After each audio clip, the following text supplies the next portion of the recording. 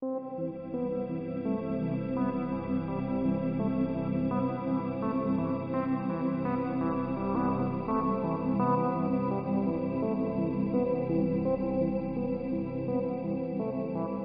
Mr. Police. Do you have any advice on dealing with food addictions? I have started a protocol recommended for my syndrome. I've managed to eliminate most of the bad foods, but I succumb to my weakness, cheese. About 1 to 2 times a week still.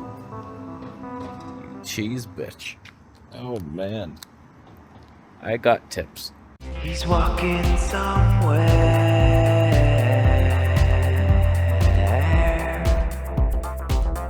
Now first let me just say you're asking the wrong guy about cheese in particular because I'm allergic to it, so I'm never going to give you good advice on how much cheese you can eat. So when it comes to food cravings, there's many reasons we crave different foods. Some of it's psychological. The odd time it's actually a nutrient that you're missing. But most of it's in your monkey mind. You're craving fun. You're fungry. You're not like looking, oh, I needed that cow pus. Like I'm deficient. When it comes to dairy in particular, in my opinion, the odds of you actually being low in calcium, there's a chance, but like that's not what you're craving. You're craving the morphine in cheese. Like it's very addictive. There's casomorphines designed to make the baby cow come back. It's addictive. So he's like, oh yes, and then you'll survive. You won't get tearing apart by a wolf. Did I say tearing apart? The new way to say it. Cheese is just blood. What are you doing? There's so many, like, if you're just craving the taste of cheese, then go get a cashew cheese. You can make it yourself. I've never gone through the trouble of actually, like, drying it out to get the perfect texture, but if you do just like cheese, onion powder, salt, cashews, onion powder, salt, you can make it. I just had one at Kara's house. She made it with, like, cashews and Irish moss, the sea moss, and it was fantastic. And like crumbles on top, that cake thing. Oh, pumpkin seeds. Like, you can have the taste, any taste you want. The only real problem with cashew cheeses is if you make them yourself, they're very labor intensive. But if you had to milk a cow and make your own cheese, so let's be real with yourself. So like if you go to the store, the downside is it's quite more pricey than the cheese alternatives, which is cheese in this vegan world. So my advice to you in particular is first, go to the store, buy an organic cashew type cheese, a vegan cheese, and see if that satisfies your cravings, because it tastes very similar and feels similar.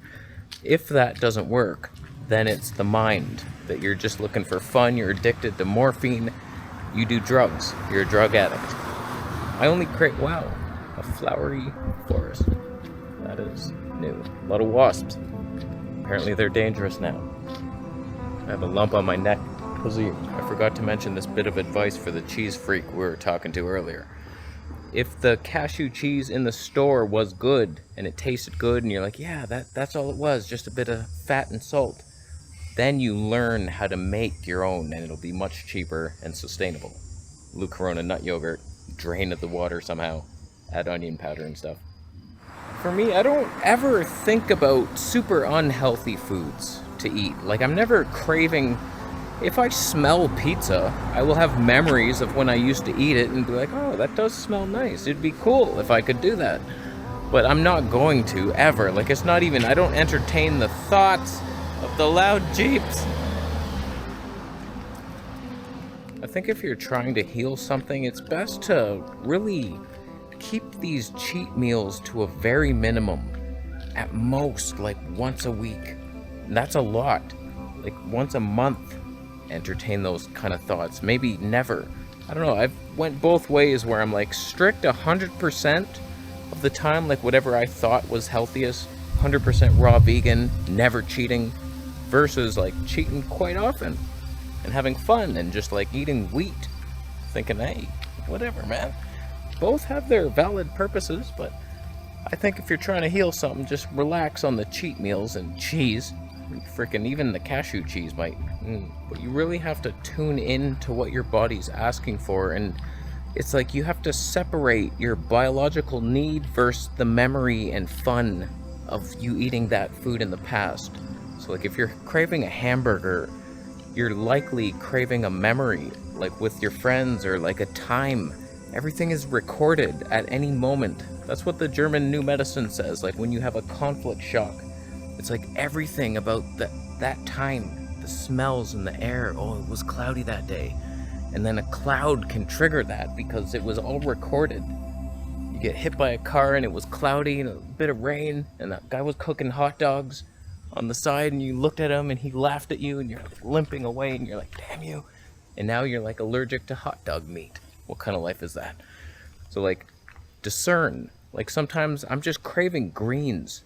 It's like, damn, I need some kale. When I was eating like all this fruit, I'm like, it's time for greens, something savory, mineralized. So it's like, listen, and you get good at it. If you're craving something sweet, okay, you have some fruit. Your body's wanting some energy, quick fire. Sweetness, antioxidants, good times. If you're craving something salty, have salty things. Like Doug Graham would say you're craving vegetables. Eat more celery, yeah, that's fun. How about pickles? And cashew cheese? And olives? Huh? Those are more fun, Dougie boy. You and your celery, cracking it in half, you fiber freak, with your strings.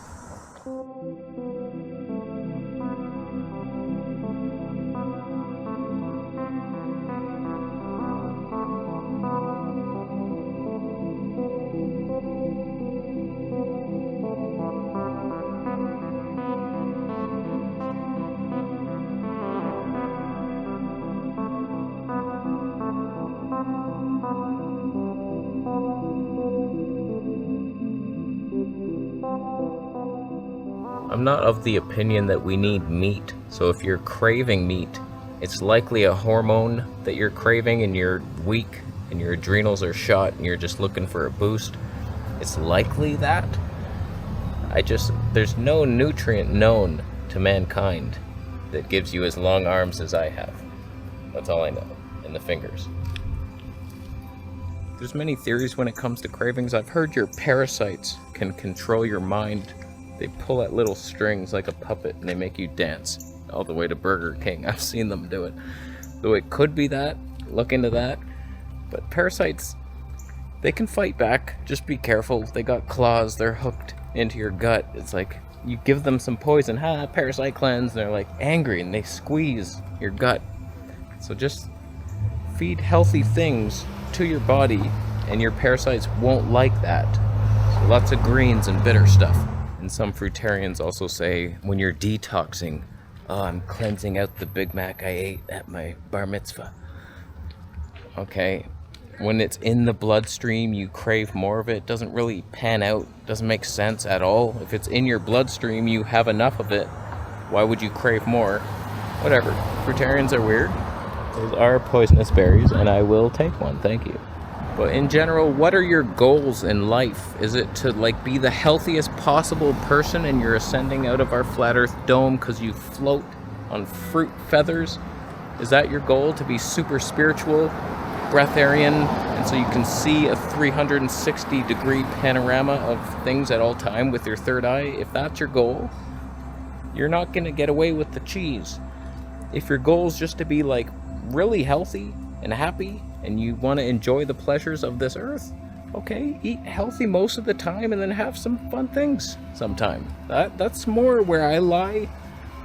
I enjoy having fun things that like might not be the healthiest thing possible. Is a pickle the best thing you could do? I don't know. Why not? It's a cucumber. There's just a lot of salt. Come on. Lighten up, asshole.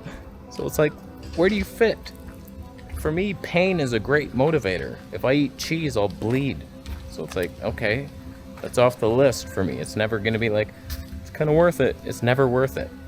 So what happens to you? Do you get arthritis from tomatoes? But it's like, okay, it's not super painful. It's just like, ow, totally worth it. Pasta, I'll see you next week. Ask yourself these questions and answer them sometime. So I'm going to leave. How you doing? You thumbing up the great advice? It's an interesting choice. you thumbed it down likely wasn't an accident. I think it was because you are craving a moth sandwich. It's one of the least edible insects. It's a lot of feathery waste, not a lot of meat. It's mostly skeletal remains and feathers. It's a moth. Who eats moths? Sure, they do fly to a flame and cook themselves for you, but the convenience factor doesn't rule out the fact that you're gonna burn in hell with the moth. How you doing? You subscribing for more videos, and I'll see you in the next one.